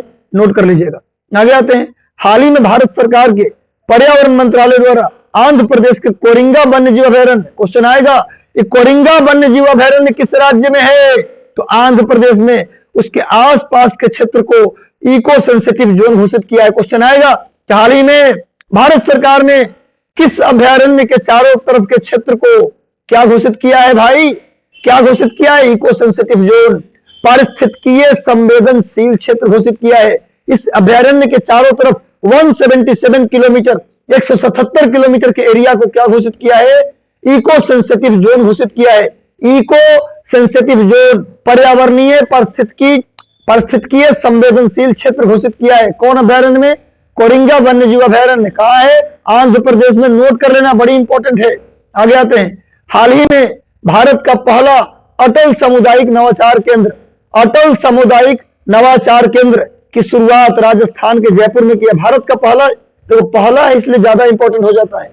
भारत का पहला अटल सामुदायिक नवाचार केंद्र की शुरुआत राजस्थान के जयपुर में किया गया। देखो सेशन, देखो ईमानदारी से अगर आपको लगता है कि मेहनत बेहतर हो रहा है मेरे तरफ से, काम अच्छा हो रहा है, तो आप सेशन को लाइक कर दें। सेशन को लाइक कर दें और कम से कम एक लड़का 10 लड़कों को लिंक शेयर करेगा। कम से कम एक लड़का 10 लोगों को लिंक शेयर करेगा, क्योंकि मेहनत में कर रहा हूं आपके लिए, लगातार बेहतर से बेहतर करंट ला रहा हूं। और गारंटी लेता हूं कि आपका जो 30 अप्रैल को पेपर होगा, करंट अफेयर इसी सेशन से आएगा। जितना मैं करा दूंगा उतने में से आएगा, लिखित है, गारंटी है। लेकिन आप कंप्लीट करके रखेंगे तो। आज सभी का 4 पीडीएफ मेरे पास पड़ गया, चारों पीडीएफ आज शेयर कर दूंगा। टेलीग्राम, आप टेलीग्राम चैनल का नीचे लिंक दिया गया है, उस लिंक पे क्लिक करके टेलीग्राम चैनल से जुड़ जाओ। नीचे टेलीग्राम चैनल का लिंक दिया है, उस पर क्लिक करके टेलीग्राम चैनल से जुड़ जाओ। आज से लेकर जितना भी पिछला हुआ है, 3 और हो गया करंट, टोटल 4 करंट का नोट्स मैं वही शेयर कर दूंगा। तो जो भी मैं करंट करा रहा हूं उसका नोट्स भी शेयर कर देता हूं। और आपसे आग्रह है, विनती है भैया, हाथ जोड़कर विनती है कि भैया उसका जेरोक्स निकलवा लो। जेरोक्स निकलवा के बार बार उसका रिवीजन कर लो, वीडियो को रिपीट करके बार बार देख लो। ये मेरा आपसे रिक्वेस्ट है। अभी तक मैंने 10 एपिसोड कर लिया, इसमें टोटल 10 क्लासेस मैंने करंट की ले ली। वो 10 क्लास को जाकर दोबारा देख लो, पूरा प्रिंट आउट को दोबारा पढ़ लो। और मेहनत करो, मेहनत करो, मेहनत करो, क्योंकि मेहनत से बड़ा कोई और विकल्प नहीं है। जिसने मेहनत किया, जिसने रातें देखी, वही सूरज बन के एक दिन चमका है। अगर तकलीफें हो रही है तैयारी में, कोई प्रॉब्लम आ रहा है लाइफ में, आने दो। बड़ी तैयारी में, बड़े लक्ष्य के हासिल करने में बाधाएं आती हैं। स्वामी विवेकानंद ने कहा था, याद रखो बस जितना बड़ा लक्ष्य उतनी बड़ी तकलीफ। अगर लक्ष्य छोटा करोगे तकलीफ छोटा हो जाएगा। अपने लक्ष्य को छोटा मत करो। तकलीफें मिल रही है इसका मतलब कि आप सफलता की ओर बढ़ रहे हो। इसी तरीके से लगे रहो, जुड़े रहो। तो भारत का पहला अटल सामुदायिक नवाचार केंद्र कहां खोला गया? जयपुर में। जयपुर को गुलाबी नगर कहते हैं, पिंक सिटी। जयपुर में आमेर का किला है, जयपुर में हवा महल है, जंतर मंतर है। सवाई राजा जयसिंह ने जयपुर नगर की स्थापना की थी और पहला अटल नवाचार केंद्र की शुरुआत जयपुर में किया गया है। लिख दिया हूं, जयपुर में गुलाबी नगर है और आमेर का किला है। तो आज हम लोग करंट अफेयर का सेशन यही समाप्त करते हैं। कैसा लगा सेशन आप कमेंट बॉक्स में जरूर बताइए। सेशन आपको कैसा लगा? अच्छा लगा तो जल्दी से लाइक कर दो, लाइक बटन प्रेस कर दो जाते जाते। अगर अच्छा लगा हो सेशन, करंट का टॉपिक अच्छा लगा हो तो लाइक कर दो। मैक्सिमम कम से कम एक बच्चा 10 बच्चे को शेयर कर दो। और अगर चैनल पर नए हो तो सब्सक्राइब कर लो, बेल आइकन दबा दो ताकि हर नोटिफिकेशन आपको मिलता रहे। तो 7:15 बजे, अभी से कितना बज गया? अभी से कितने 15-20-25 मिनट बाद, अभी से 25 मिनट बाद यानी 7:15 बजे नसीम निशांत जी जो 22 साल की उम्र में बिहार प्रशासनिक सेवा यानी कि एसडीएम बनने का गौरव हासिल किया, वो किस तरीके से इतने कम उम्र में कैसे उन्होंने पहले ही प्रयास में एसडीएम बन गए, वो अपना पूरा का पूरा टिप्स आपको देने आ रहे हैं 7:15 बजे। तो सभी लोग जुड़ना न भूलें, ये माइलस्टोन होगा। सारे लोग उनके सेशन को सुनेंगे और जो बताएंगे कॉपी पर नोट करेंगे और उस पर आगे 2 महीने बाद जो पेपर है 30 अप्रैल को, 2.5 महीने बाद उस पर अमल करेंगे। तो 7:15 बजे नसीम निशांत जी के साथ आप लोग मिलिए इसी चैनल पर 7:15 बजे। तब तक के लिए आपको शुभ रात्रि। हम मिलते हैं हम अपने सेशन के साथ कल शाम 5 बजे। लेकिन अभी 7:15 बजे आप जुड़िएगा नसीम निशांत जी के साथ। और सेशन अच्छा लगा तो लाइक कर दो और चैनल पर नए तो सब्सक्राइब कर लो, बेल आइकन दबा दो ताकि अधिक से अधिक नोटिफिकेशन आपको मिल सके। और टेलीग्राम ग्रुप का लिंक नीचे उससे ज्वाइन कर लो ताकि सारा मटेरियल मैं आपको वहां पर दे सकूं। चलिए, all the best, God bless you, thank you, good night, bye, all the best.